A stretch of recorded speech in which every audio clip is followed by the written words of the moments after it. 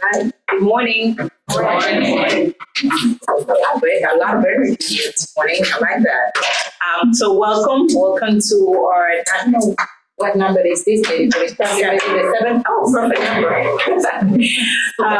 So today we're gonna have, let me welcome first of all everyone to our CCC meeting. I would like to take the opportunity to, on behalf of the co-chair and myself, have the opportunity to introduce the new members that are integrated in our CCC this starting today.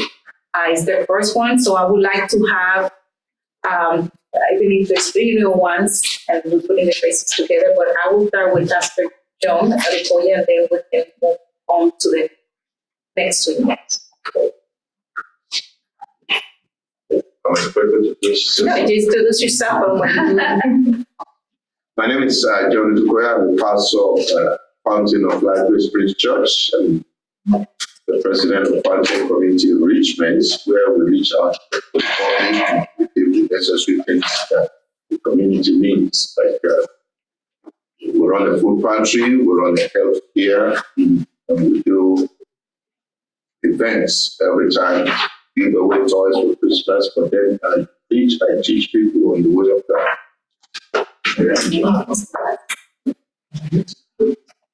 The pastor said, my name is Keisha Morris.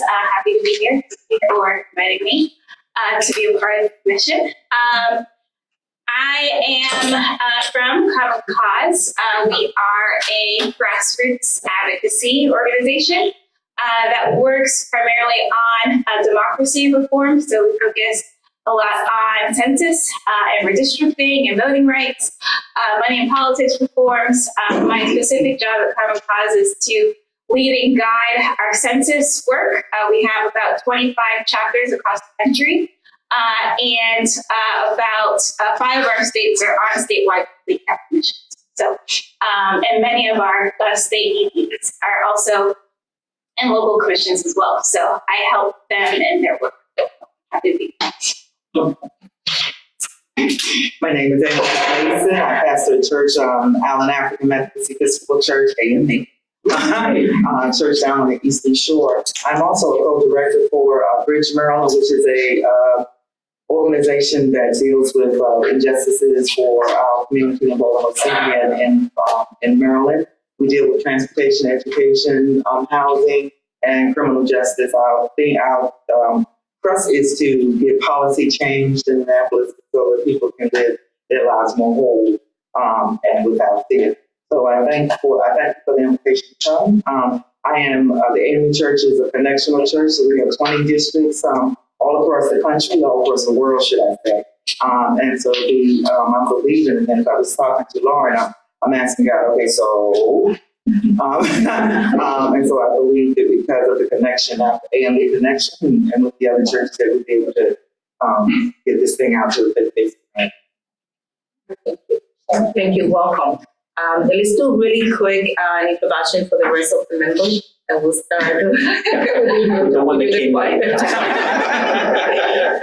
Hello, everybody. I'm George Escobar. I'm the Chief of Programs at CASA. Samitra People, Special Assistant to the County Administrative Officer. Marianne Brackney, Korean American Women's Society, California based. Randall Nixon, Associate Director of the Maryland Census. Audra Harrison, Director for Maryland Census. Walkiria Poole, co-chair for the CCC. Lilia Castillo, co-chair of the CCC. Robin Cord, Secretary of Planning. Good morning, Samantha Blizzard, Department of Human Services. Good morning, Debbie Lifter, representing the State Superintendent of School Board. And I'm Lauren Zuber with the City of Pittsburgh, representing MML. Attorney Baker with Speaker Adrian Jones' office, here representing Delegate. Senator Mary Washington for the 3rd District. Oh, great. Just some time, and we're missing one of our CCC member. We send our prayers to Bill, who is recovering from surgery. So, but we have everybody else here. So we're gonna move on the agenda, and we're gonna have Secretary McCourt, who is gonna be talking about data and budget discussion. Thank you. Welcome to the the faith-based folks that joined us now. Of the three world religions, one of our stories begins in a particular place outside Jerusalem because of the census. So we need to remember that the census has been happening for a long time. And we're going to do this one as best that we possibly can for the people of Maryland. I'd like to take just a few short minutes to have some of my staff explain the preparation for the census that goes on at the department that started years ago to make sure we're in as good a place as we can be today. So I'll have Al Sondera, who leads the data center, and then I'll have Kanish Sharma, who is the head of the data division in the Department of Planning. Show a little bit of what we've been involved in for the past many, many months to get us to the point where we know where people might be living in order to count that. So, Good morning. I would like to mention about a couple of programs that we have in helping the Census Bureau with. And so, just to give you an idea of the background work that the Department of Planning is doing. So, I'm going to list a couple of projects and then talk a little bit about the scope of the project, what's involved with the project, and the timeline, and the number of hours we spent on the project, so you get an idea of the extent of what is happening. So I'll start with the block boundary suggestion project. Basically, what we did for that project is look at all the census blocks that were available in 2010. Based on the guidance from the Census Bureau, we realigned the blocks based on existing developments. So the block lines align to a particular neighborhood. So this is really important because, like, when the data is released, we get block data. The smallest data available is at the block level. And this is useful when people are applying for grants. And this is a foundation block, the supporting document, supporting data that's used in applications. Again, like the guidance we got from the Census Bureau, basically, we had a bunch of blocks which had zero population because, like, they were traffic islands and water bodies that were treated as blocks. So we eliminated them and we recreated this geography and sent it back to the Census Bureau. That was done a couple of years back in 2017. The Census Bureau reviewed the information we sent and sent back their collection saying that these are the suggestions we accepted. And that's going to be finalized next year in 2020. And when the census is done, the data is going to be released for those blocks. For the blocks for the state of Maryland as a whole. So that's a project that I think is key because, like, that's the foundation for all the data. And like I said, like, that was completed in 2017. We spent roughly about 500 hours of staff hours to clean up the block geography. So that's done. And the next project we undertook was the LUCA program. Probably most of you heard about the local update of census addresses. That involves looking at the residential addresses in Maryland. So initially, the Census Bureau sent all the residential addresses in Maryland to us. Again, like, this is at a county level. All the counties are asked to participate in the program. And the counties that didn't participate in the program, that defaulted back to the state. So we took up all the counties that didn't want to participate in that program. So we looked at all the residential addresses that were provided by the Census Bureau. We compared it against the SDAP information, Department of Taxes and Assessments data, and verified the residences and updated any addresses they might have missed. So these addresses would be again added back to the master address file the Census Bureau has, where the Census Bureau uses the master address file to mail out the forms or the postcards asking people to submit the census service. So I think that's a key project, and that was completed, I believe, in August of 2018. And we just got feedback from the Census Bureau about the addresses we sent to the Census Bureau. About only 200 or so, they had a question on, or they asked us to see if they are really eligible. So of the numerous addresses we sent, it's like a tiny minute fraction. So that's being done. And this actually helps in the census counts, where, like, we have accurate addresses for the Census Bureau to send out the forms. So for that project, we spent about 4 months, maybe close to 2,000 hours in our unit to get this project done. So the next project I'm going to talk about is the voting district project. This is a big project. It's a 3-phase project. The voting districts are basically precinct lines that you have for the election districts. So initially, in the first phase of the project, we reached out to all the election districts and asked them to send them their election boundaries. We looked at all the election district boundaries we got. We compared it against what the Census Bureau had. And there were lots of issues with that particular outlines, I guess. Like the descriptions weren't right, the maps weren't exactly accurate, so we had to do a lot of corrections. We spent a lot of time in that, more than a couple of thousand hours in the first phase of the project to redraw the lines to make sure it's accurate. The reason why I'm mentioning about this particular project is once the census is run, the Census Bureau also releases this information at the precinct level. So this data is only released for the states that participated in the program.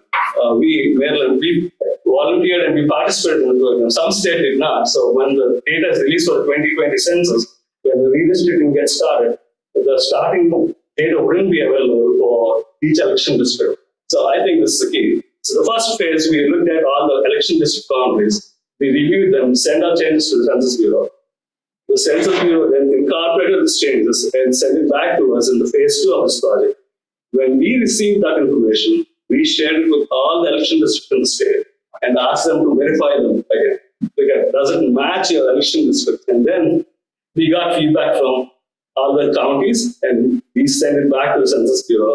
That was done in May of this month or this year. So the phase 2 is done. There's only, again, a phase 3 that will be done in January, just to make sure all the changes that were reviewed and sent back are going to be incorporated again. So I think this is a critical project because we will get recent information once the census is released. Excuse me. So for that project, we spent more than $2,000 and we are still anticipated to spend another $400 come January to review that project. So that's that. And then the other project which we worked on very recently is the count review project. The count review is similar to the Luca project where we are looking at addresses, but here the Census Bureau asked us in the data center to look at all the residential addresses in Maryland. There are more than over 2.2 million residential addresses in Maryland. So we got this information from the Department of Assessments, Taxation and Assessments, and we made sure that we captured all the apartments and multifamily dwelling units, which are really hard to capture because for a single family residence, you have a parcel and there's only one house there, so it's easy to identify. Whereas for apartments and multifamily housing, it's a little harder. So we spent a lot of hours to make sure that we had more accurate information. And then what we did is we compiled a list of addresses for the whole state and sent it to the Census Bureau. What the Census Bureau then does is, using the master address file, they'll compare it at the census block level and see how many addresses we have and how many addresses they have. They do a count tally. And then if our addresses are more than 25 than what they have in that particular block, then they will ask us to review that particular block and verify the accuracy of the addresses. So we have to do that part later in January next year. So, but right now we send them all the addresses that we have for Maryland. Like I said, there were over 2.2 million addresses, and I can't remember exactly, but we added about 130,000 more addresses from what they had initially, the Census Bureau. So I think that eventually helps in terms of capturing the people or the housing units that wouldn't receive a form, and we get counted eventually. So for that project, we had a lot of people in our unit and also assistant units help with particular address, preparing the master address file on our end. So that was more than 2,000 hours spent on that particular project itself. So after that, we are right now in the process of working on the new construction project. So the new construction program, basically, when we finished Luca middle of last year, from May of 2018 to the census of 2020, the April of 2020, all the new building permits that are going to be issued where people potentially could live. We are trying to capture that. We are reaching out to all the municipalities, our Secretary Center of the Labor, asking them to submit all the building permit information that they have, so we can compile that for the state and send it to the Census Bureau to include that in the master as well. So that's another program. And there's another geographic program which we supported. For the new construction program, it's going to end the end of October, and we are anticipating about 400 hours of work at least to get that thing getting away and be done. And finally, there's this PSAP program, this Participant Statistical Area Program. Here, the PSAP program identifies all the census statistical geographies, which you don't really hear about. Like after the blocks, there are block groups. There are a bunch of blocks make up a block group, like few blocks make a block group, and then a census tract. These geographies, we verify them and redo these lines to make sure that we are capturing the census blocks and tracts based on the requirements the Census Bureau has. And also the census designated places. These are places that we know locally, but they aren't really defined by statute like TOSM, like it's a census designated place. So we reviewed all these geographies and send that information back to the Census Bureau to update them in there for the 2020 census. So that project was done, completed May of this year, and we spent more than 400 hours to review those geographies. So these are some of the programs we have been working in the background to help with the census counts. And I'm sorry I kept talking. If you have any specific questions about any particular project, I'd be more than happy to answer. Thank you.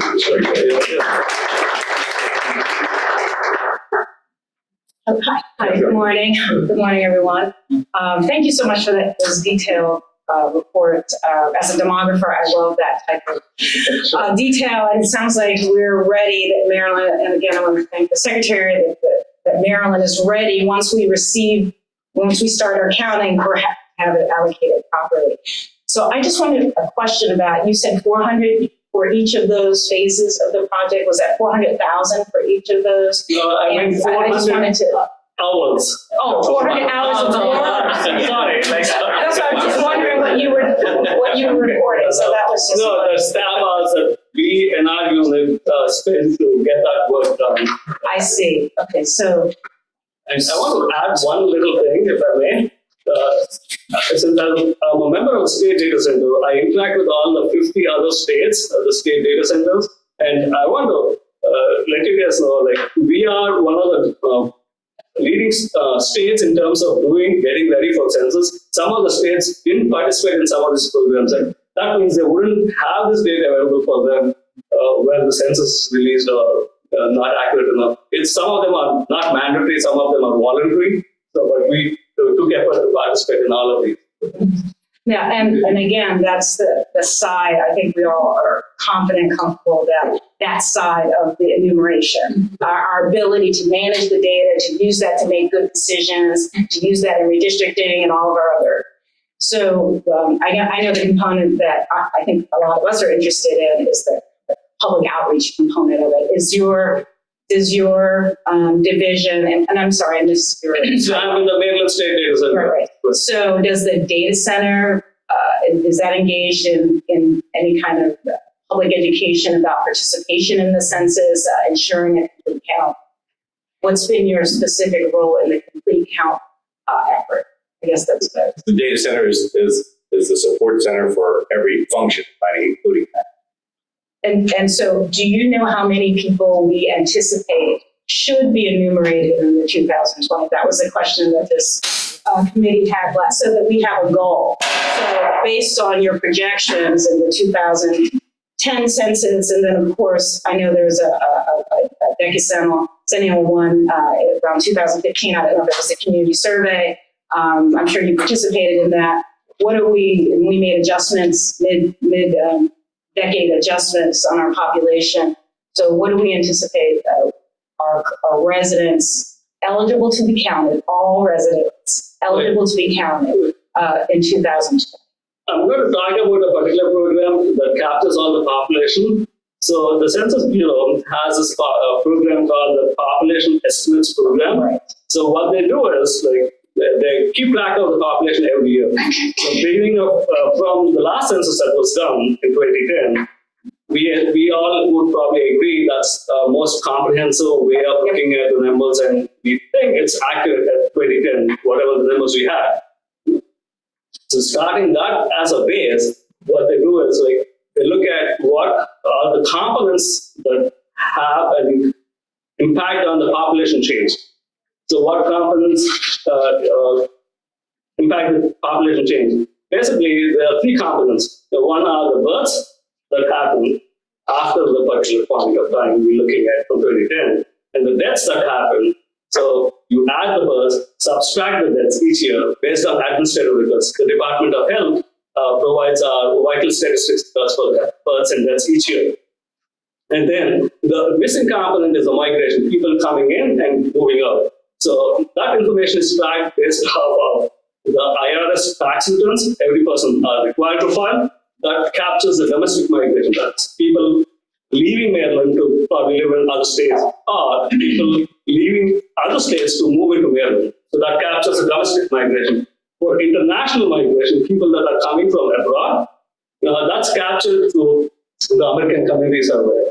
And each state gets allocated the international migration based on that particular survey.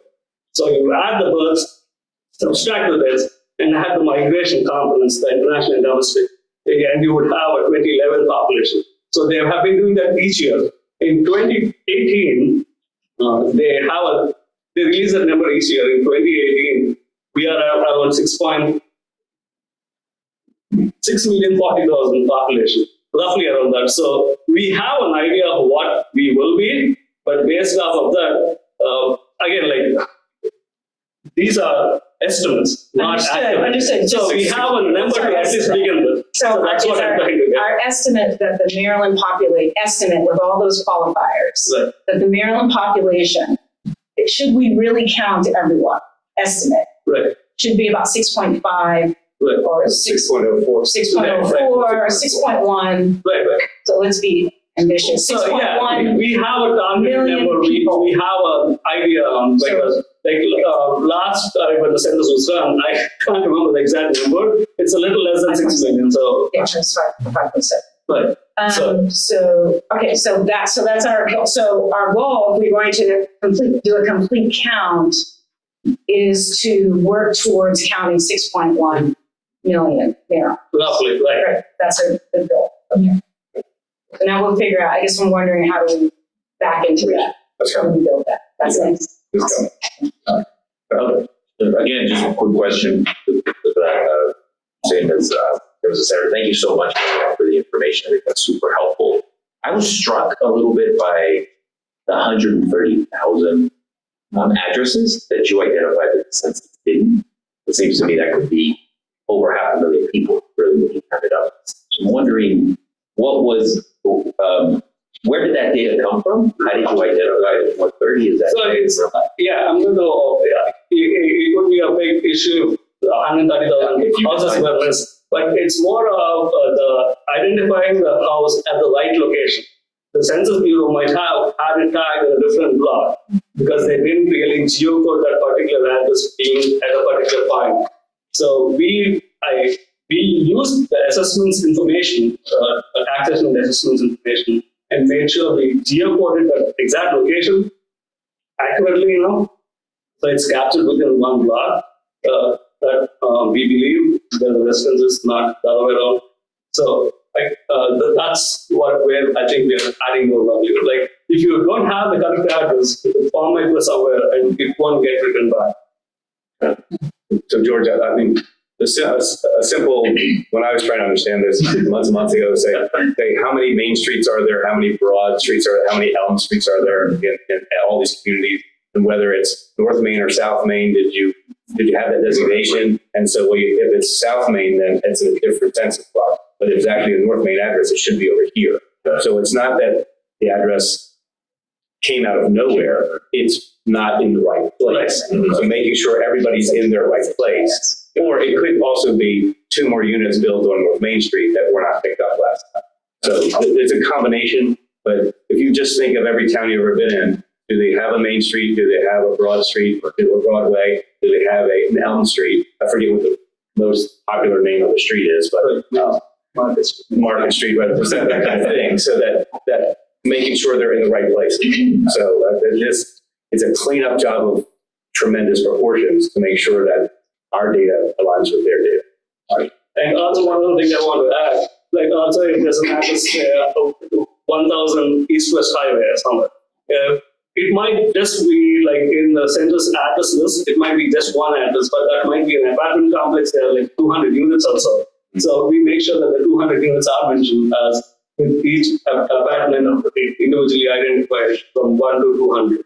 So that kind of adds a number and makes it a little more accurate. Instead of that particular whole apartment complex getting one farm, you will now get 200 farms for all 200 units.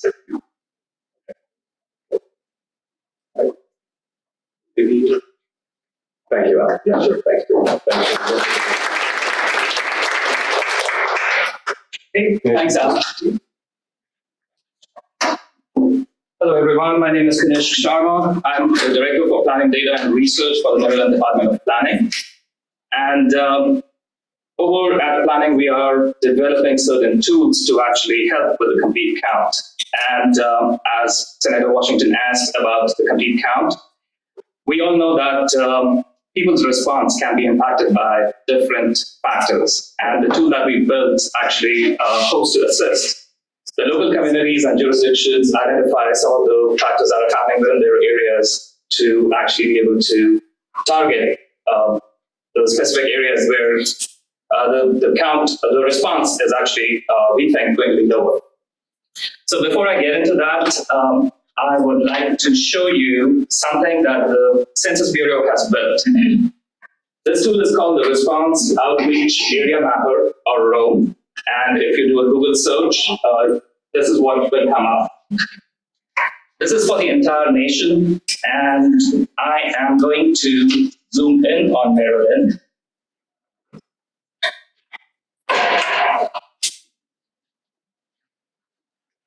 And as you can see, there are different shades over here. Now, the darker shades are the ones where the Census Bureau says that the response scores are going to be higher. The low response scores are going to be higher. It's counterintuitive. If the low response score is higher, it means you will get less feedback from those areas. So I will pick on a particular census tract. This is, I believe, close to the Aberdeen side. And this is the information that the ROAM tool actually gives you. And this is going to talk about different things, such as population under the age of 5, the median household income, median age. I don't know if you can read that stuff. So what we did was we tried to come up with a tool that is going to be specific to Maryland, focused on Maryland, and make it a little easier for us to look at these indicators. So this is what we have built so far. This tool is available on our Census Maryland website, also on the Department of Planning website. When you actually log into the tool, the map of Maryland comes up. And if you look at all the indicators on the side, these are the ones that have been identified as those that impact the census response the most. And so if you look to the left, and actually I'm going to pick a particular census tract. I don't have a preference. I will just go with Aberdeen. We know it's a military facility, so if you look at the indicators, the low response score is 34.1%, which is very, very high. As I mentioned, it's counterintuitive. The higher the score, the lower the feedback. The total population is about 2,600, and then the total housing units, 982. But if you look at the indicator in the right bottom corner, it talks about the renter-occupied units, which is at 100%. Now, historically, if it's a renter-occupied unit, it's very possible that people don't really live there, and they actually have to report their census residence somewhere else. So this is just just something that actually tells us what to expect. So if you have like any particular area that you would like to look at, that you think is your area, I would be happy to put it up on the map. And you should be able to look at the median incomes, the households where English is not the first language, houses where, we have a female head of household with no male member. And also, we are able to pull out the exact information that the Census Bureau shows to us. Now, this tool is out there. It is not where we really want it to be as far as user-friendliness is concerned. So we are actually in the process of updating it, and we expect to have a newer version out within a week. And that one is actually going to have a search feature. I'm going to bring it up. And I would like to mention again, this is something that is under development right now. The map that we are using over here right now, that's just being tested. It's the same map that the US Census Bureau uses. This is not what we developed. We're just testing which one would work better. I think as far as the color combination is concerned, the one that we have actually gives a better visual, where you can just take a quick look and it tells you what the darker shaded areas are. So, but in this particular one, we actually have a search feature, so you can just search by a particular street or an address, or even by a county. At the same time, an additional feature that we have that is not available on the census tool is the ACS data. So right now, we are showing you three different data. This is the 2010 to 2014 ACS, 2012 to 2016, and 2013 to 2017. And so in this particular case, you could actually go to a particular census tract and you can see how things have changed over the course of the past 10 years. So if they've improved, if they've regressed, you should be able to see that and plan accordingly. Now, as Al mentioned, that we are actually ahead of other states when it comes to census preparation. To the best of my knowledge, the only other state that is actually developing something similar is the state of California. However, that is focused on California and that does not provide you these easy-to-read indicators that we have. So at our last meeting with Census, we did a demo for them, for our tool. And after that, they actually reached out to us and they would like to get a hand on our tool so they can actually use it. So we are not ready to hand it over to them yet because we are still working out certain tweaks, but that's where we stand. There are the census director asked, we make this available to every state. And when we get it working the way we want it to work, we'll be happy to make it available to every other state. The amount of talent and work that goes into this is, I think, important also because the census director said there's a possibility of feeding us real-time response data this time around, which means if we get on a weekly or even a monthly basis how people are responding, then you will be able to look in your area and say, the north part of your county is coming in strong, but the south part's not responding. You may be able to adjust on the fly about where your efforts have to go near the end. So if we can integrate that, our goal would be to tag it so that you know how fresh the data is. So that if only certain areas are updated, we're going to try to make sure that you understand that this data is fresh as of a certain date. We can lead the country in doing this to show you where you need to put your other effort. There's going to be the non-response follow-up. The census is going to do this. Going to be administrative records and modeling done to try to figure out what's accountable. But if we get ahead of this curve, saying where are the problem areas that linger, we can focus efforts there. That, to me, would be a valuable thing that wasn't available to us 10 years ago. So the effort that's gone into modifying the census tool for Maryland is also going to help trying to figure out if we can make real-time response available. So somebody in a town on the Eastern Shore with 241 people can go to the website and see what's it look like, who's not responding. And they have that, this power is going to be put into everyone's hand. So our job to share those first century tools is going to be kind of made real if we in fact get real-time data that we can update our tools with. So hopefully that effort will go a long way to making sure we get things down. Yes. Just a quick question. So when you say we will get real-time data, are you saying at the census tract level, aggregate data, and not like personally identifiable houses? So To say like who is it'll be at the track level. You won't be able to tell you that your neighbor Lily, you didn't respond. I can see it on the planning map. You didn't respond. Only you did. If you're but you didn't respond. And she won't be able to do the same thing. It's never going to be that granular. There is no PII data involved here. And I would like to mention that the data that we are seeing right now is actually coming directly from the Census Bureau. This is not something that we've actually done in the background. Right. So it is already hooked directly to the US Census Bureau. Okay. So as Rob mentioned, as and when we have real-time data coming in from the Census Bureau, we make sure it automatically defaults to that so you can see how your areas are performing at that point in time. And then just to also follow up on that. So I know that the Census Bureau's like differential privacy efforts are kind of in flux right now. So for them to tell you that they'll be able to provide you real-time data that's not able to be reconstructed to be personally identifiable. We are not in the business of identifying people. And so For sure, but this is a public resource. it is public research, but there's nothing that the state data center has done that makes it or facilitates that. Oh, no, I was saying for the Census Bureau.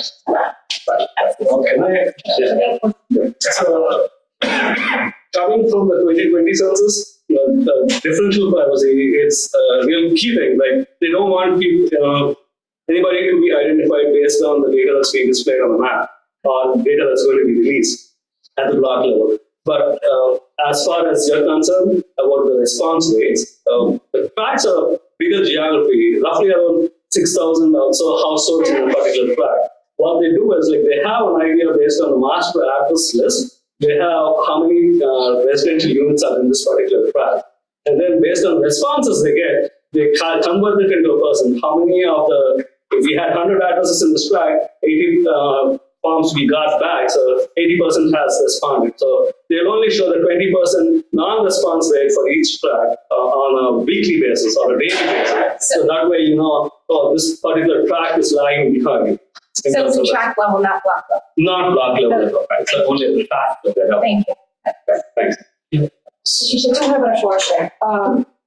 Thank you very much for this type of information. My main concern is we know that there are unidentified areas that are our hard work steps to reach. My main question is for all these people entering the data, do we have a specific answer? Why these communities are so hard to reach so we can really focus our efforts on getting a region in the proper way? And that is exactly what this tool tries to provide to you. So if you just look at these dark shaded areas right here, those are the areas, all these dark shaded areas are the ones which are hard to reach. Right, and my question is, let's say I go over to one of these areas that are difficult to reach. How we identify what is the main problem? Are there, for other communities, they have barriers with the language, or their communities are really high to enter into the internet and don't have accessibility to the right information? And that's what we have on those indicators. So the ones that you see on the sides, those are the key ones that we identified based on our conversations with the Census Bureau. Like, for example, children under the age of 5 and people over the age of 65 are historically difficult to count. Households where English is not the first language, they have limited English-speaking ability, those are historically hard to count. So depending on the area that you're looking at, I'll just pick one. You should be able to look at all of the other indicators that the Census Bureau provides. And I'll just pick one. They've done like a comparison analysis to see those indicators? Which one are the ones that Comparison between between those, two different areas. right? You could just open another window in the browser, and you could just actually have them side by side. We don't have anything inbuilt, but it's fairly Is easy. there any to way use. that we can commute all these areas? And these type of communities are hard to reach because of language barriers. All these communities are hard to reach because there's maybe kids under 5 years old and seniors over 65. Is there any way that these data convert into the state so we can see it more clearly instead of going over one by one? So you need some sort of a report. that Most actually- likely like a report, so that in that way we can really focus on how specifically we need to reach our community. So we have to just look into that because we have to get the entire census database over here and then be able to run some reports on that. I'll defer to Al on the ability to actually run those reports right now. Like professor on you, but right now, you know, about this area, the biggest factor is 82% are rental. All right. The second biggest factor is they came from different residents. And the third biggest factor is, you know, that house in that sense. Compare across census. No, I do what you're understand that trying to part, figure but out. I'm trying to How do figure we- out, let's say, after Frederick County, we have people from Montgomery, we have people from Baltimore. So in the way that we can go over into the data, basically, we have different type of population in each one. But if we can get our CCC subdivided into crews, and let's say I'm gonna start working with Bulgaria, with Marine, on all the population that have language barriers, then we will not need to waste our time on getting into the data, go by section, because the report will bring us basically what we need. So we have to investigate that. We'll see if we can actually get a full database from the Census Bureau. Right now, it's just based on certain criteria that we put it in, but we will need to be able to get our hands on the entire database to be able to run those That'll be reports. awesome. This is helpful. Yeah, but that's a great suggestion to be looking at that. Yeah. That's great. So, again, thank you for this. Just a couple questions about the tool. You talked about about 1,200 hours on the prep for the GIS component, the mapping, the tiger, making sure that the data is being signed correctly. So this tool, how much time how many hours has been on this tool? I would say so far we've spent about 400 hours on this, and we're looking to improve upon this, maybe additional 100 hours. So we have 189 days into the census count. And so you're anticipating, it sounds like the secretary is anticipating that individual local count committees, individual churches, individual program officers are going to go in and do an analysis and create an individual plan that they're kind of targeting. So I like, again, 6 months ago, this would have been a really cool tool. It would have, and it still is a cool tool. Do you have a communications director in the planning department who's working with about how to communicate this information out to the public? Yes, yes, we do. Who's that? What's that person's name? First thing, the process communication director. And David Buck? Houston. And is Mr. Buck or Dr. Buck a part of He his work? he's seen what's going on. He understands what's happening. So is he? So I guess what I think that Right.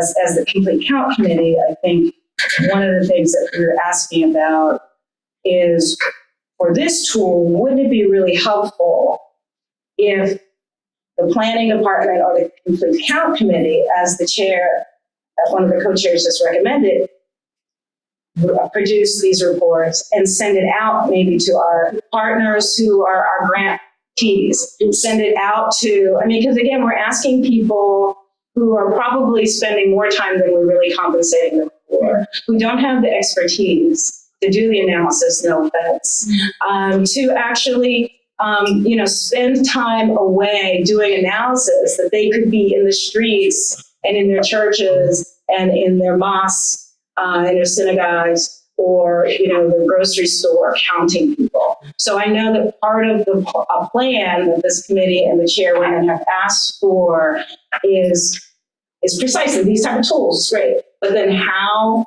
the statewide role in coordinating the information and giving it out to the people who need it. So That is what's happening. Understand that, and we You will understand figure out. that, is that happening? Yes. That happened. We have to figure out, once the tool is finished and what the reporting capabilities are, I'd be happy to showcase that, and happy to respond to requests to try to have customized reporting capability. And then I guess the broader question is, how does the report, and I just missed it, how does the report, the two reports, unless there's another report coming, how do the two reports that we just received feed into the statewide communications plan that we asked? Well, the trying to identify where there's going to be issues is part of the effort. The effort that you heard from Mr. Sandera is what we do to make sure that every address is identified where people could be living. And then what Mr. Sharma's talked about is how do we look at ourselves across this state and see what kind of challenges we have. And what you're asking about is, can we get some reporting together to send out? No, I'm not, sorry. I'm sorry, ma'am, if you just, I just want to continue.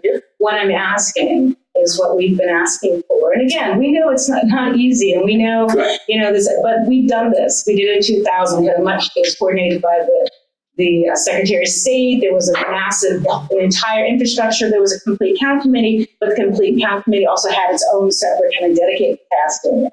2010 is we've had this similar model.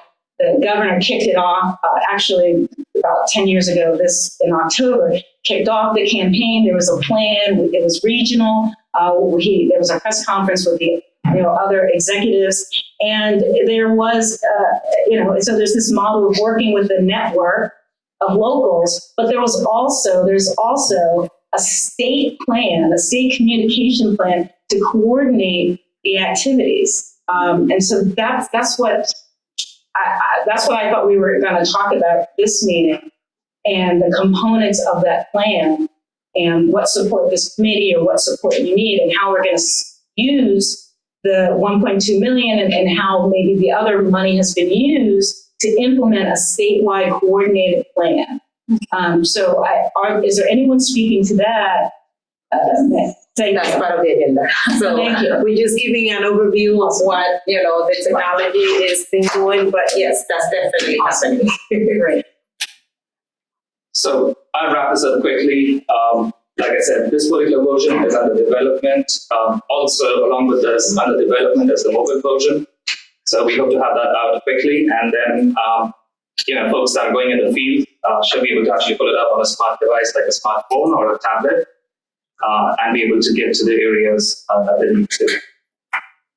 And you said that's going to be available next week? That's the plan so far. Unless we run into any unforeseen glitches, I think they're pretty close to.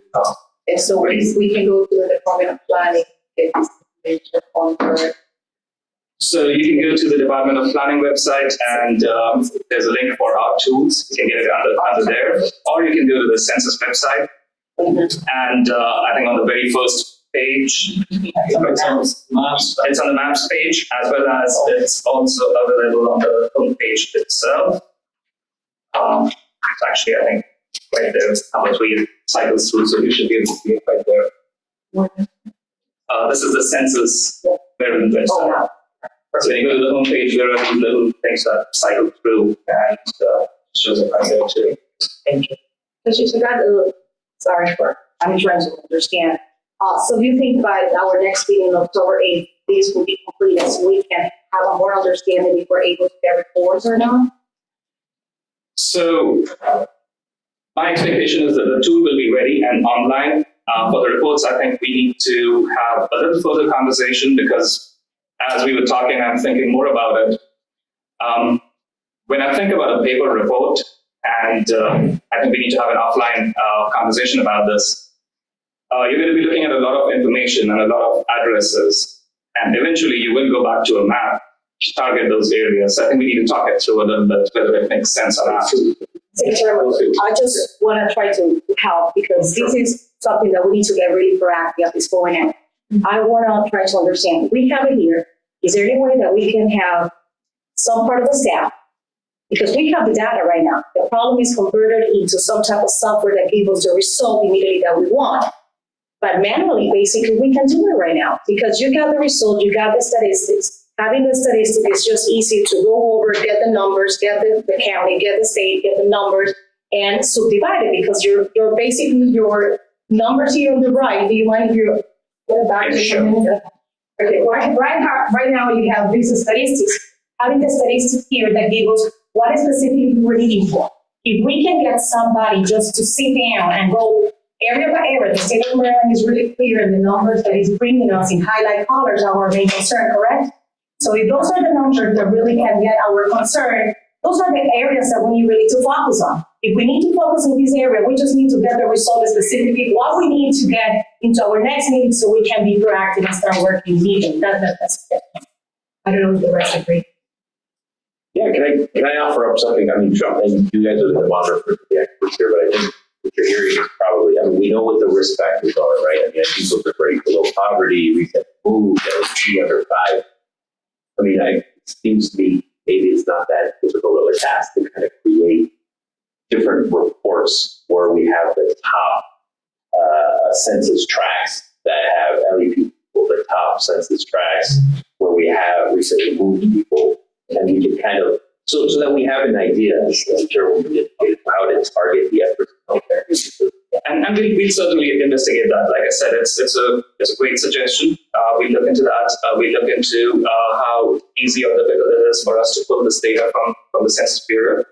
And if we can do it, yeah. Because I really believe it will be helpful, not just for the CCCs, it will be so helpful for all our partners. How can we really implement something specifically and start calling everybody and say, hey guys, we have identified this is our main concerns. Let's try everybody to focus and get a lot of energies instead of wasting our energies in so many areas and randomly that we don't know where to go.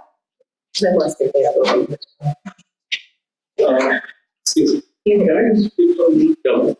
So, like you mentioned, we have all the data at the census tract level, and we can definitely identify the areas that you mentioned, like if you're looking at low poverty, which census tract has the lowest poverty in the state. We can list them. But the thing is, like when you're looking at the census tracts, you can't, they could have a weird number there, like a 6-digit number or something.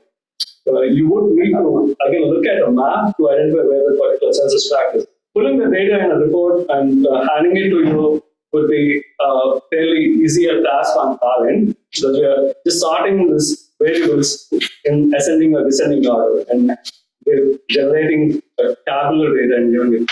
But I don't know how hard would it be for you to interpret the data and cross-reference it to a location. Again, But that's why it's so important that you guys are the expertise on it. So you give us the resources so we can really approach properly the communities that are in need. So we can probably identify a couple of variables, 3 or 4 variables to begin with, and give that information to you. And maybe the next time around, you can figure out, hey, we want to see this on a map or something. Maybe you can get you that initial data. Really appreciate it. Madam Chairman, may I clarify the request? So within so I think what we're asking for is just think of it as we want to develop a statewide coordination and targeting. Now, our locals, so Molly's been working on this, and the locals are going to do it, but we want a role for the state. And one of the things the state can do is to target very specific areas. So even there might be a scenario where other jurisdictions can come out and help in parts of the state, that it becomes a Maryland project, right? And so that's what we're talking about. So when they just a report, your typical report that you're thinking about, that's not what we're necessarily asking for. Is where are the target areas, the top 20, and also in the context of if there's an anticipated undercount, right? Which is, I know you have that number, what our anticipated undercount is based on the hard to enumerate. What's that number of people and where are they? That could be a real role that this committee, in terms of a statewide effort, focuses on the distribution of the undercount as part of the Maryland integrated, coordinated communications campaign. I know the communications isn't your part, right? No, so we're not asking, but the having the information that we need in order to make decisions about outreach and organizing and communication strategies is what you do have. Am I correct, Chair? Is that what we're asking? And I thinking also for the strategy. purpose. Yes. It will help us. Yeah. I agree, but I think this would need a little additional discussion, only because there are different things that come into play. So let's say we just go by the highest low response score. It may be the highest low response score, but the population area over there is probably like 400 people versus another one, which is probably the second highest, and you've got 2,000 people over there. So you probably want to focus there more. So those are the kind of things we would like to be able to be clear on. And things like, We can make it, just give it to us. And Because we have a statewide group here over the entire state. So thank you. I don't want to keep interrupting. I just want to add a little bit of, so the tool that we have there, the low response score, is a combination of all the variables that have a meaningful impact on people not submitting their forms. It's starting based off of the 2010 response rate information. The tool was developed, the score, looking at the variables that have an impact on people not submitting the form. It's an aggregation of these variables, like the poverty, the age, single family households. So in essence, it's not the number comes up with all these stuff. But I understand you're asking to look at each individual variable so you can target specific. Well, at least, like I said, the main ones, because it will be extremely important for strategy and target for us to start working immediately. That will bring us a big difference on how do we get our efforts out and get our partners involved on those areas that we really need to concentrate. If we have areas that have been responding in regards of the census previous years, we need to concentrate less on those ones and really focus on those ones that have not turned in. I think those are the main concern at this point, because that's what it really got impact our state, on numbers. And we're talking about 6.04 million. So we really need to bring those numbers in, and the only way that we really bring them in is we understand our target. Thank you.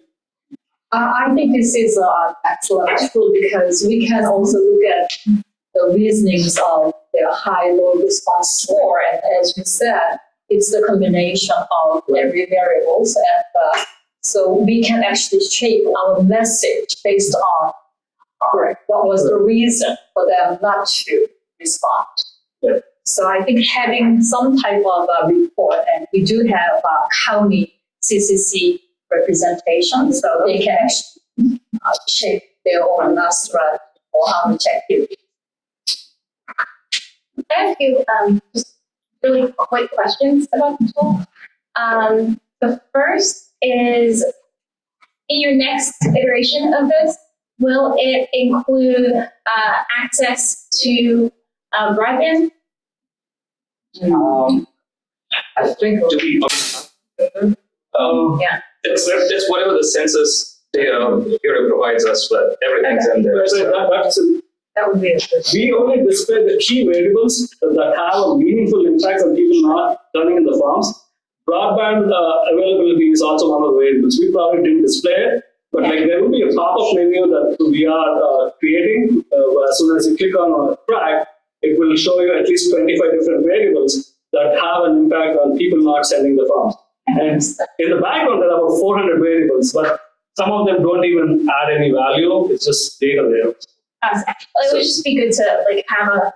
There's another resource called Census Hard to Count Maps that was put Yes. together from. We're familiar with that. Yeah. So they have a layer that shows where broadband access is more difficult.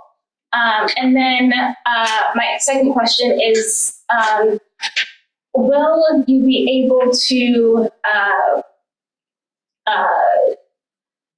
sort the data, not just by census tract, but maybe by congressional district or area or county or, For the purposes of this tool, probably not. For a report, maybe. Okay. But the tool just takes the information and just tries to impose it on or superimpose it on a map. But the point you made about the broadband layer, that's a good point. I forgot that we can actually change layers on this particular tool. So we just look into if that broadband layer is available to us. We just see if we can include that into the tool. So that's actually, and I'm running with the Wi-Fi, so I'm sorry it's running a little slow. But there are different layers that we can actually use. And I don't know which one I picked, but but yeah, we can impose different layers on this tool. That's great.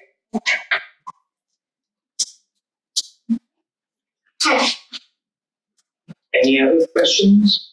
So, thank you. I think that was great feedback about the report. We definitely look into that. It was good.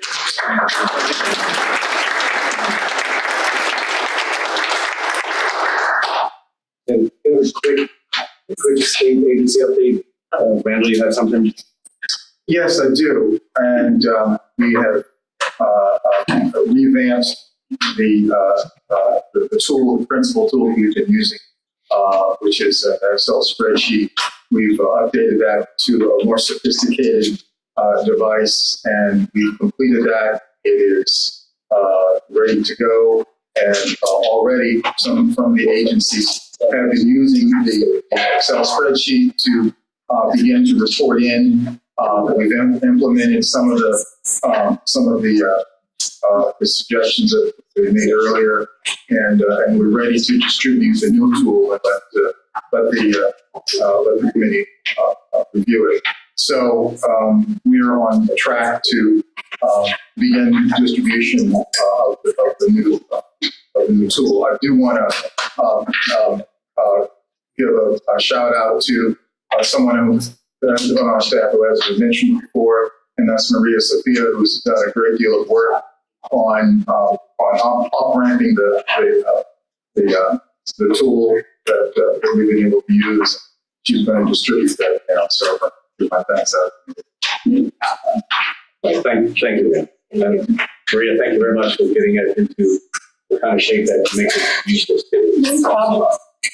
The other thing that Randall didn't mention is this is a live document that every county can update. It's a Google Doc now. So that way agencies can update it whenever they have updates. It also includes how agencies can market. I know we've been talking about marketing. It has social media, how they can update it on their websites, the tools that each agency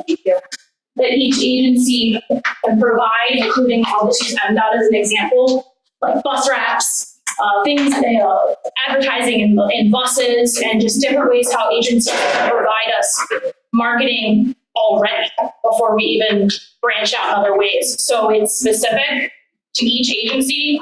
On the back of each agency, it also includes a one-pager that we put together with Census Bureau specific links and tools that they already provide that we gave to the agencies last month. So they have a starting point essentially when they branch out within their agencies. For example, there's infographics for all different sorts of topics. There's the education, statistics and education that the Census Bureau also puts out. So there's a variety of tools that the Census Bureau already provides, and we've compiled them in one-pagers for each agency to use. So, yeah. Thank you very much, Ed. No problem. Then I want to, Audrey, can make sure everybody gets a copy of the map. You'll have come to you next. Oh, I'm sorry, I have a question about the work plan. Madam Chair, could I ask a question about this? Thank you. So this is the census, and thank you for this. It looks quite comprehensive. This is the census work plan for each agency. Yes. Right? Correct. I think the last meeting we asked of the now what we know 6-some million people. How many do we anticipate that? Because this is only part of a state plan. So what do we know how many we anticipate, or what's our goal for enumeration outreach for the state agency? How many people can be touched by it? Yeah, but I think we raised that in the last. Yeah. So again, so that we can have a sense of where we are. We've done a lot of good work providing support and information to the individual agencies about how they can conduct their individual outreach efforts. But as a combined, what portion of the overall enumeration do we anticipate counting through? The simple answer to that question is that we are still working with Hampshire to come up with that number. We're trying to determine, based on what the agency constituent component is, and some agencies, as you know, are more inward facing than others. We're trying to get those numbers together, and we're going to figure out how we're going to present that to you. And just as a couple follow-ups, in terms of the individual outreach, it's to employees as well as Absolutely, consumers? yes, Okay. yes. So what's the unifying message? And again, I know we continue to ask questions about the communications plan, but is there a unifying message targeted just for state employees? What we're trying to do is in addition to talking about important, easy, and safe, we're also trying to reach out to those state employees that are outward facing, so that we can engage in trainings with both the U.S. Census and whatever information we can provide, including online activity, so that people, for example, who are at a counter at staff can, at the appropriate occasion, reach out and talk to the stations about how the census literally impacts what they're doing. One of the things that I always say is that every constituent is dialed into one radio station, WIFM, what's in it for me. So we're trying to individualize and customize how each agency is going to talk to their constituents about how that works. And that part of that is the trainings. And the coordinating activities, or the coordinated statewide message coming from the state, the top, the governor, from us as a complete county, to the state agencies. The coordination of that effort, the strategies, the coordination of all these individual activities, the assessment of what's being effective and what's not being effective. Is that you and you? Who's doing that? So I know we're giving individuals, it's almost like, I'm a professor and I just gave everybody homework and I didn't really teach them how to do it. So there's some responsibility. So I'm just curious, I'm curious, because this is progress, that's great. But who's coordinating? We're going into each individual agency. That's part of my job. I was just gonna, thank you for this report, but I think part of what we've been trying to communicate is that we want to be more involved. We want to be part of communicating this to the agencies and with the support of the staff, which is amazing. But part of what we want to make sure is this accountability of this is really happening. And so we hear the community. We would love to be part of this effort that you guys are making, just to make sure that we can stress and everybody's actually. I know you guys communicating this a message that we are, but I think this is what we want to be. We asking to be part of this effort. If I could back up for a second, and I don't know if Randall's mentioned this, but we have census liaisons in every agency. And so there's a state agency meeting that we have on average once a month, where we get every one of the liaisons in one room. And we talk about what agencies are doing and what they can do, and then they get ideas from each other to ensure that everyone's on the same page. And that's where a lot of the information is coming from them specifically, and they send updates to Randall and the department to us to update this plan. And so that way other agencies can see what other ones are doing to ensure that they're doing the very most as best that they can to get the message out as well. Maria, this is great. I just got a question. During these meetings, when are they wrong? When are they? It's, Randall, what are they? Our next meeting is October 24th. October the 24th. Basically, we're having the leaders of every agency there. Yeah, each liaison from each agency that's doing census. I would like, honestly, to get a meeting with the leaders of heads of each agency, so we can go over and see, and all the CCCs that want to be part of it, so we can talk to the heads. And at the same time, in the next meeting of October 24th, we would like to be part of it. So in that way, we really want to spread the message. What are we hearing from? And as our CCC committee, we want to be part of it and spread the message as well. So do you mind if you can help us get involved on the next meeting with the league, and we request a meeting with the heads of each agency all together in a room so we can really talk to them and get them involved as our partners. I think it's really important, the involvement of each agency, not just with an entity that we're providing information for them to run. We need partners here. We need really people committed to spread the message right and one message. We cannot be subdividing and misleading the information. It's extremely important that we send one message, all united, because this is our state and we need to move forward in the right direction. I'll work very well in the secretary on that. Sure, thank you. Thank you, Brandon. Thank you. I'm going to attempt to answer your budget question. The remainder of the census grants awards was $900,679, but I wanted to show you that where the money was allocated. That's the green counties that are highlighted. That's where the counties that receive awards, and within those areas are the nonprofit organizations where their headquarters are. Not necessarily, doesn't mean that their reach is as small as the circle, but that's where their headquarters are. So it roughly broke out to the census panels broke out to almost an 80-20 kind of a thing. 20% of the population, technically 82.2% of the population resides in these green counties, and 82% of the funding is allocated to those counties. So you just take your hand across the central Maryland, that's what happened in the census grants program. It was the first time the states have done anything. That was the effect. My proposal last time was to enlist the help of MACO and MML, but actually not MACO as much as municipalities help, for a way to try to help Western Maryland, Southern Maryland, and the Eastern Shore. So what I've depicted here is census tracts with that low response score greater than 20%, show that the areas are going to need help in each of those counties. Lots of those are municipalities in this county. So the proposed funding sheet shows allocations to unfunded counties of $20,000 each. I'll allocate $20,000 to each of the 15 counties that were not funded to the program to submit a request for the funding and a proposal for how they're going to spend it. I'm not constrained to match grants. I need to know what you're going to do with the money.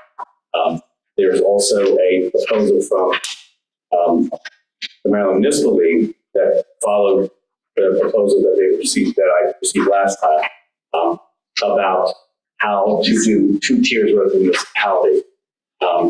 And municipalities in unfunded counties, municipalities in funded counties, hard to count, all being considered by the Maryland Municipal League. Micro grants from 5,000 to 20,000 to those municipalities. Only 5 municipalities that receive funding for the census grants program. There's 157 municipalities. So my proposal is to allocate the remainder of the money in thirds. A third to the unfunded counties, a third to the municipalities, and a third to complete count communities efforts, with an additional $150,000 from the planning budget to the complete count committee for $450,000 to the state CCC. So that's almost $500,000 here for the CCC's efforts. And so it's a way to do a third, and yet the CCC comes out with half, equivalent of half of the money that was available as a remainder for the grant program. So I think my reasoning is easier to understand based on the map than it is based on my explanation last time. So, and I think that that is the I think it's a reasonable way to allow some local effort on the shore, Southern Maryland, and Western Maryland, and let the municipalities who have challenges achieve some success in the municipality. So, and it doesn't it doesn't prohibit $500,000 worth of effort coming from the company also. That's my proposal, and I think that the concept of making sure that everybody benefited from the grants program. I mean, I sit on the Interagency Commission on School Construction and have to deal with school construction funding for each county and percentages and all sophisticated state formulas. I'm trying to make a formula that wasn't terribly sophisticated, but achieved the goal of municipal assistance and county assistance, which is basically one of the goals of the grant program, and making sure that the complete count committee itself has funding available to do whatever it do.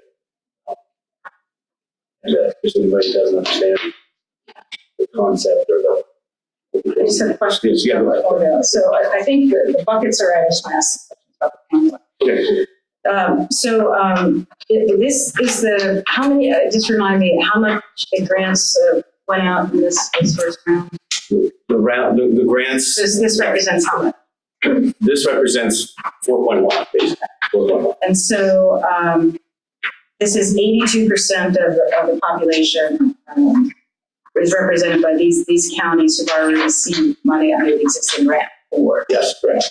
So under your proposed allocation, so you're proposing that we, of our remaining balance, that we give a third, essentially. What percent of the population are the counties that are unfunded? So this Allegheny and Worcester, is that 12% or is that 18%? Yes, that's the total of everything. No, I'm just saying of these. So you're saying these counties did not get awards, is that correct? Right, these are counties that did not get awards. What percent of the state population is this? Do these counties represent? These counties represent 17%. These The yellow county. the ones that are, there's 17. Oh, good. Yeah, that's what I had, 18%. Okay, I got the number right. I said 18%. Okay. Yeah, exactly. So, okay, so let's know. And then the proposed allocation to unfunded municipalities.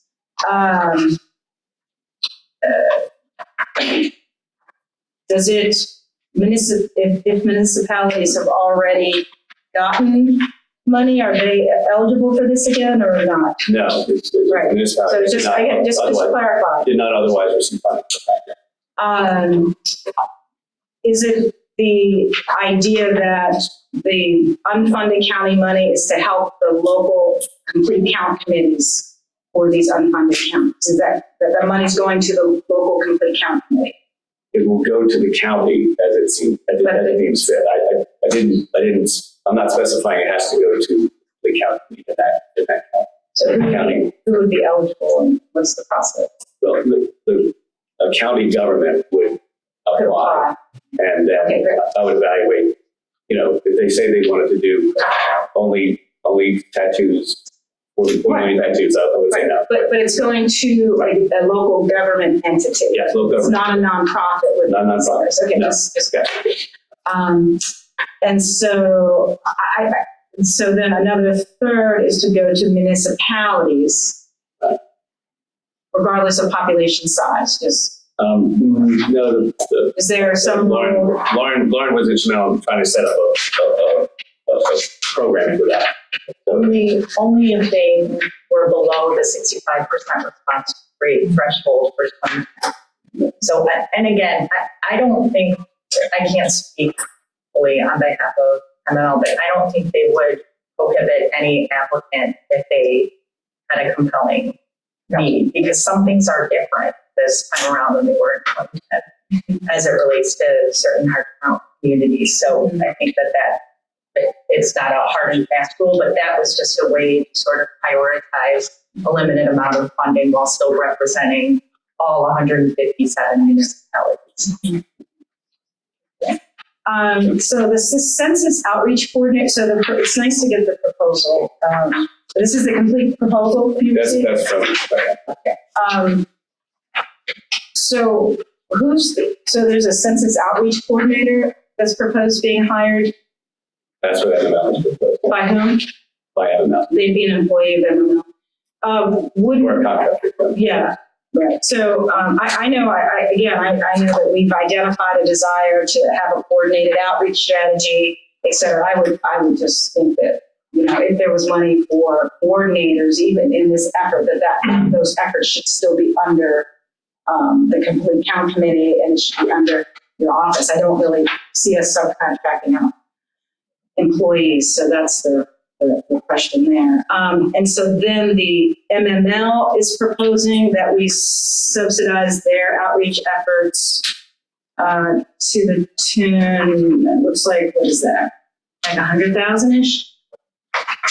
No, that's, 72, 75. So about 75,000 these are materials that, so we're awarding MML as an organization 75,000. Is that what that is?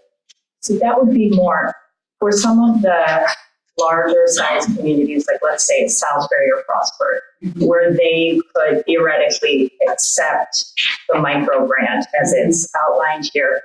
They have maybe a staff person that has 20 hours out of their weekly time that they can devote to census outreach. They would really just need some prepared materials that meet our message criteria and that sort of, I have this, because I really like everything you're saying about the state coordinated message and all of that stuff. So that would be for cities in a position that did not get funded before to just be able to roll with that message and operate.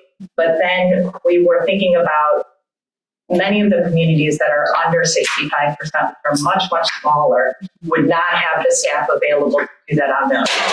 The outreach coordinator would work with them to tailor a plan for their community and then use this additional money for printing, marketing, all of that stuff.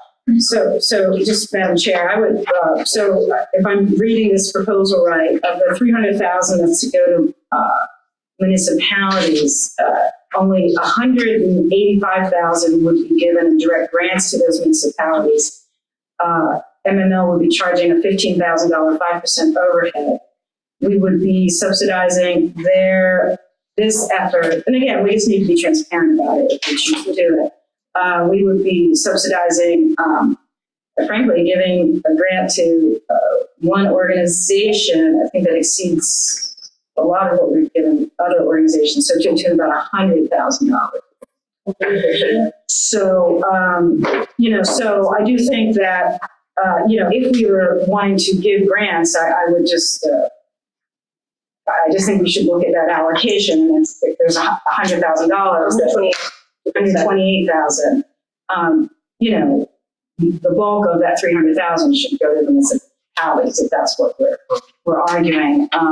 And then for an organization to have a grant larger than some of our other partners who've been working quite, I think is something that gives me pause.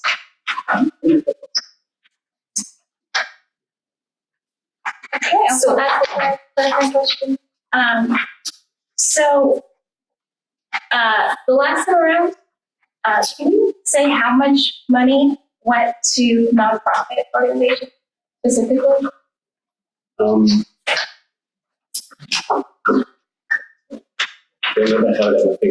Yes. And for the new proposal, there isn't any money directed specifically to nonprofit organizations. No. Is it?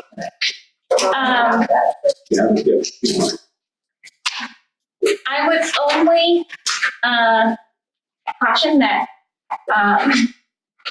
we know that Trusted Voices are the folks that are able to get people to actually fill out their census form. A lot of times, the county municipalities are not those voices, so not allocating money to nonprofit organizations that are the trusted voices, right? Outside of the 82% of counties might be something to think about. No, that's our understanding too, and it's not the way that we envision it, that the mayor would be the person to say. I mean, it's more that the appointed and elected officials have their finger on the pulse of who in the nonprofit world in their little area would be those trusted messengers. And then to re-grant to them? No, just work with them on their outreach plan. Yeah, but then they're not getting any money, right, to do the work. That's why we left such a big pot in the printing and marketing, because that would go to provide direct. But it's also beyond printing and marketing, right? It's also people's time. So The concept of running a second round of the grant program is just is feasible. So dealing with the government entities is to me the most feasible thing to do at this point. I mean, if the grant program had been able to be oversubscribed and $6 million go to request and then $25 million available, then different situation. Undersubscribed leaves a situation where first time ever the state has done a grant program when you say where the money is available at all. And then from my standpoint, dealing with local government is, I know where they are. I can tend to surround them with the Maryland National Guard or anything, but I just know it's easier to deal with that. yeah. Did you say there was a proposal process though for the counties? Because you said, they are putting together a plan if they say they want to write that. No, I know what I said was is that I would make the allotment available and they would have to propose what they want to do with the money. So Can we extend that to nonprofits to do as well or not? let me tell you the process to get 36 recipients funded out of almost maybe 40 applications. And I physically, this way on the grants panel, after reviewers and my own review and then panel's review, it was a tremendous undertaking to get that done. And so I didn't want to have to replicate that. And they didn't want to leave the money stranded. So that's now the question about how many people got money. I mean, the people that got the entities receiving 6 figures worth of funding, the grants program, Baltimore Planning, $250,000, Baltimore County, $250,000, Baltimore Office of Promotion of the Arts, $149,000, Ashland, Maryland, $444,000, the Center for Families, $250,000, the Global Outreach Leaders, $100,000, Green and Healthy Homes Initiative, $125,000, Harford County, $133,000, Howard County, $150,000. Identity, $123,000. Montgomery County, $581,000. Montgomery County Renters Alliance, $100,000. Prince George's County, $244,000. Resident Services, $163,000. That's just reading off the 6-figure award. Secretary Report. You said you were in the process of hiring a grant coordinator in our last meeting. Where that grant writer, grant coordinator, and perhaps as you talk about, we don't expect you to review this, but given an accelerated process that you're proposing, wouldn't this, since the $24,000 being allocated for that to go towards, your grant manager, who then would have as an additional charge the acceleration of the distribution of maybe a larger sum of micro grants, adding, basically taking sort of half of what you're subsidizing for MML produced products, half of that could go back to our account committee for the to be determined communication strategy, and then the other half can go to increasing the number of micro grants that are received by any eligible entity within a municipality, proposed targeted municipality program. What do folks think? I was gonna suggest something similar. If we can actually negotiate with MML and get the cost down and see if we can get more money out there to the community. Trusted voices. I think, as you mentioned, there's a lot of these that can be done by the CCC, the marketing and outreach and communication. So I think that if we can negotiate with MML, I think a lot of what they're proposing is great, but I think the numbers, if it's okay for us to negotiate it and kind of allocate it differently. Is that something that is doable?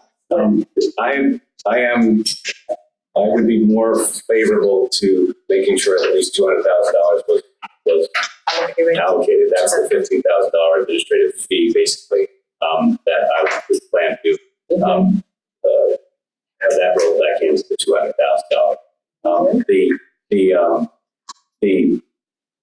I am not able to report success on the grant administrator.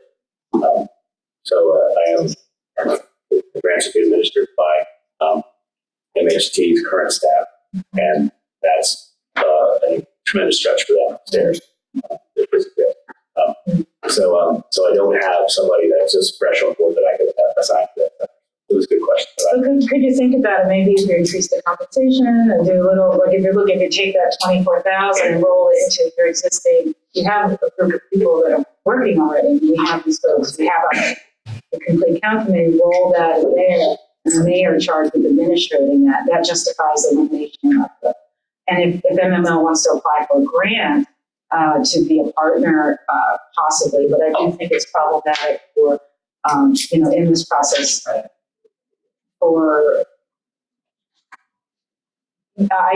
hear some of the concerns raised by Common Cause with the appearance of influence, et cetera, and the parents that we know that it's trusted, it should be trusted people, and to have certain people who are in power to make decisions about who's considered trusted. Although we do that, but I just think that the existing process that we had for allocating is a good one. I think it's just that it needs to be more robust, and the partners that we have are all good partners. And so I think having a targeted municipal strategy is right. But the people who do that strategy, I think it should remain the set of trusted partners that we have been working with. So if there's 100 and now 200,000 that's being implemented, that's being given, it should be direct grants. And that, again, this expanded census coordinating staffing can support that. And, we can, maybe by our next meeting, you'll know whether or not that'll work. And if it doesn't work, maybe we accept the program. But I've gotten calls from municipalities and other nonprofits and people who could use some more money and to do this. And I think give that opportunity. I don't know if others on the committee agree. I've been talking a lot. I've been thinking about this a lot. Apologize. I will have further discussion with MML regardless, so I'll break it. Okay. Mr. Secretary. Yes, go ahead. So I'm anticipating one of Delegate Wilkins' questions. Oh, very good. And obviously don't have the same background as everyone else on the commission, so I appreciate the indulgence, sir.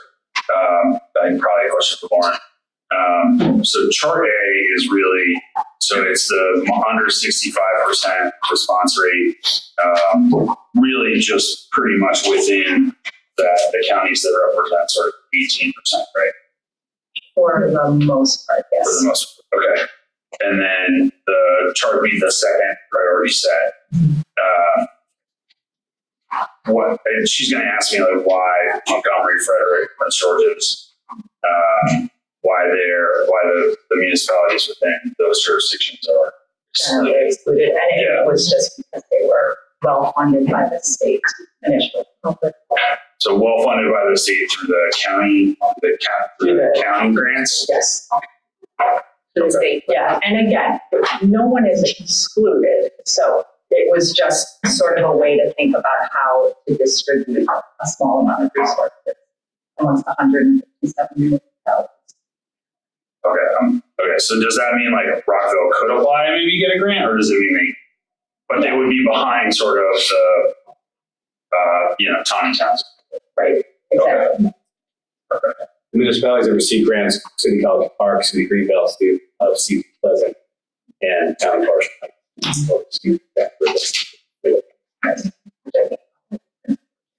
Great.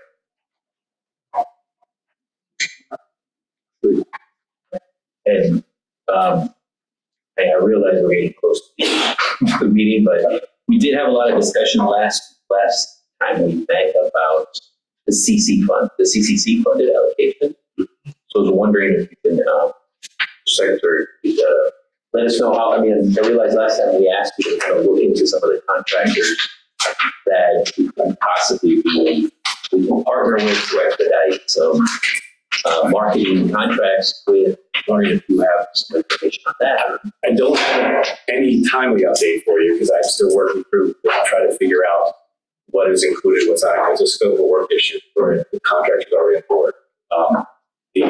Especially expanding digital outreach based on what we have as current contract.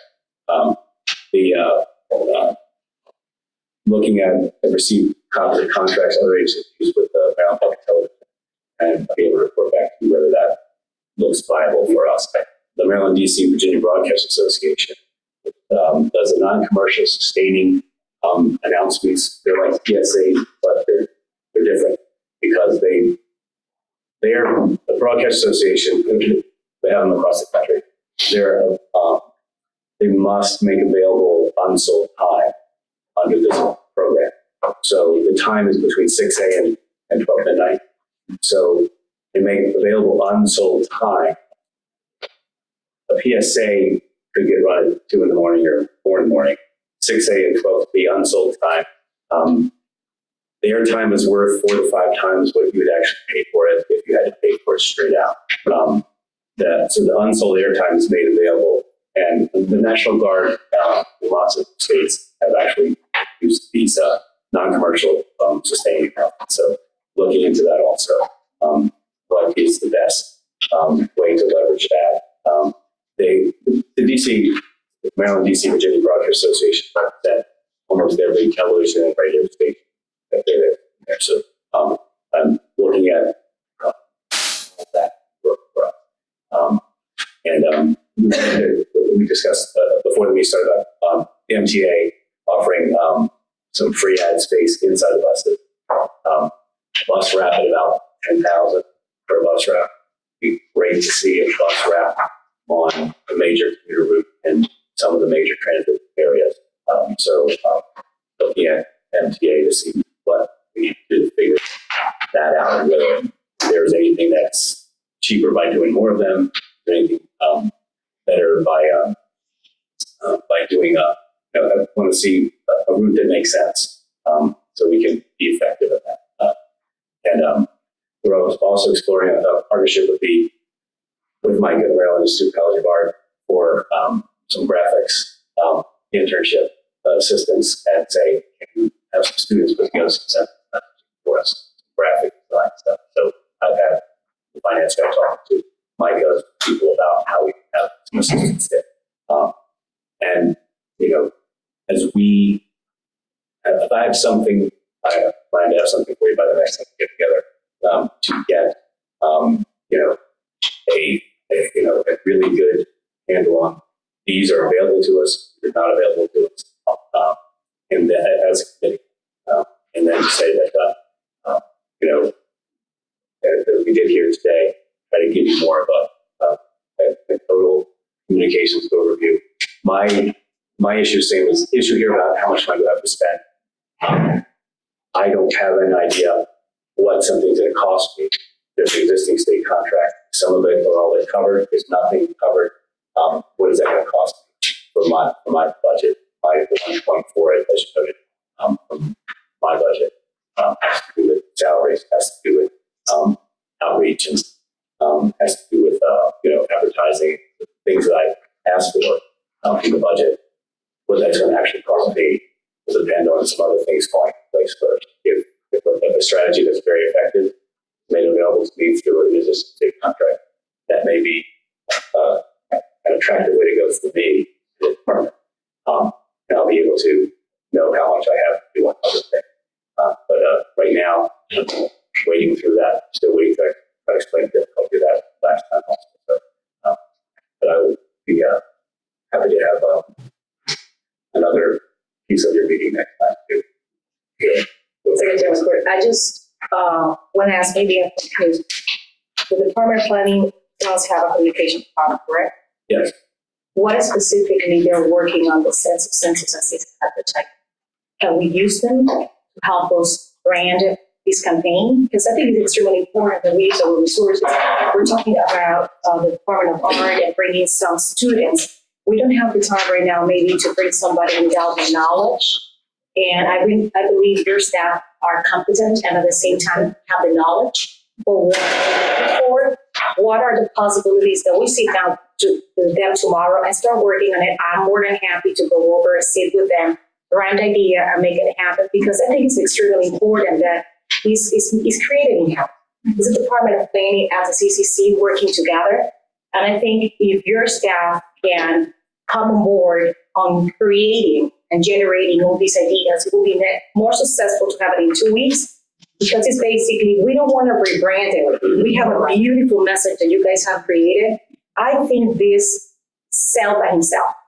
This material is fantastic.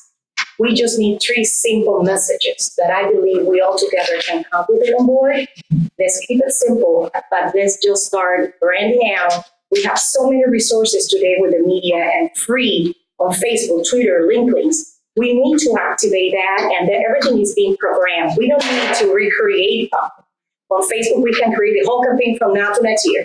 We can do it on LinkedIn. We need just to activate campaigns. I'm sure that if I have 200 of my friends and I tag them, then another 200 people will be able to be incorporated into the campaign. And each of us here is start doing the same, going reaching our communities, our church, our students, my students. I believe everybody will start getting on front and basically willing to be part of it, because the main message that we really need to send out is, I count, my family count, do you count? I think something as simple as that, where people get the involvement that we need to impact the state of Maryland. And I really believe social media today are extremely powerful.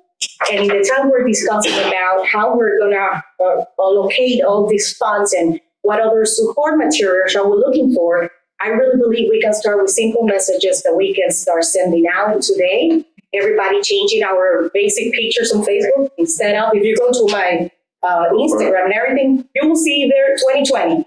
That's exactly what I have seen 6 months ago. You know, we all can start changing little by little, and that will start getting our communities involved. I want to be part of this great change, because it's a teamwork. We're here all together to make an impact in the state, and I really believe that God is leading this, and we're going to make it happen. And you and us, we're going to make it together. But I really believe if we can work what we have right now, instead of thinking as agency and a company coming on board that we know at this point it may be going to be impossible, let's try to work with what we have, and let's try to impact. I don't know, that's my honest opinion. I like it. We will. I like it. You are both invited. You will be in my office before we're back here again. You tell me when you need us, and let's make it happen. Because I think it's important. This, what you guys create here, honestly, since day one, I got in love with it. I don't know who did it, but I imagine it's part of your staff that did it. This is simple and bring clearly the message. If we try to come around with a complicated message, people will get confused. This is ideal, this is simple, it's lovely, and the colors are fantastic, represent our state and our passion for the state we love. So I really believe it's important to do it. And I just want to add really quick, we need to make sure that we understand that we, as Lily said, we are in this together. And we need to, the message that we need to get out there is not a message of fear, but a message of that, yes, we can do it. And we have to all get involved, as Lily was mentioning, and whatever is the community that we impact and that we have, access to, that's the one that we have to go.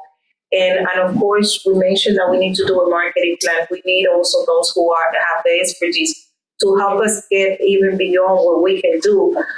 But for now, I think we can get started with what we have. And I think we have a lot of power in this room and in this committee to really make an impact. And so one of the things that I really, really want to make sure that as a committee, we are committed to really get to add positivism to this effort. We don't want people to start asking, question what we do. And I think we know what we want to do. We clear up what we want to do, where we want to get, and it's going to happen, as we mentioned at the beginning. next year around this time we'll be celebrating, because the numbers will increase and it's going to be for 2 decades that for the first time, the state of Maryland has gone to 100%, not even 90, 99, 100% of the count.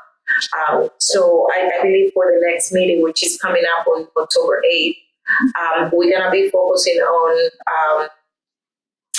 the marketing plan and outreach, and also if it's okay for I know you mentioned, Secretary, that you're going to be talking to MML to kind of go through those numbers, but I think everything else will fine, right? I think we're fine with that in the budget, and I think we can move on into what we're going to be doing. So I want to be respectful of the time because we only have 1 minute left. And if there's any other comments. I just say that every sub-cabinet meeting I'm in, every meeting for state agencies, they're all looking at me like, we know you're going to tell us about census, and I do.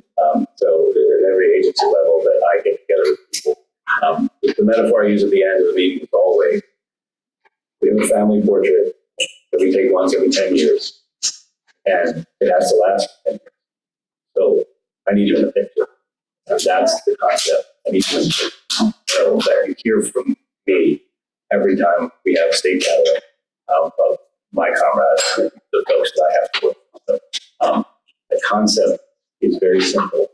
And it really extends to people that aren't even born. Because the 8-year-olds will be able to go to South next time, but the people, the kids that aren't even born, us making our communities look the way they look, accurately reflecting the way they look, is going to benefit children not even born yet. The areas that can thrive because they were accurately counted. The irony of undercounted populations depending upon the same kind of assistance that the census enumeration helps to divide out and give out. We can do better than that, and we can make sure that we know what we look like, so that for all the reasons that the census is important and easy and safe, it's for people who live now and kids yet to be born. So my message has always been that, it's a family portrait. I need you. Now that you said that, I think it's extremely important because I see 2 cameras here filming for the public. And I think that's extremely important that they know what exactly we're doing. But what are the chances that we use one of those ones? The next meeting, everybody will go in front with your banners on the back and we start recording, each of us sending the message out to the community. That's fine. God is good. Thank you, everybody, for your time. Looking forward to all. See you guys.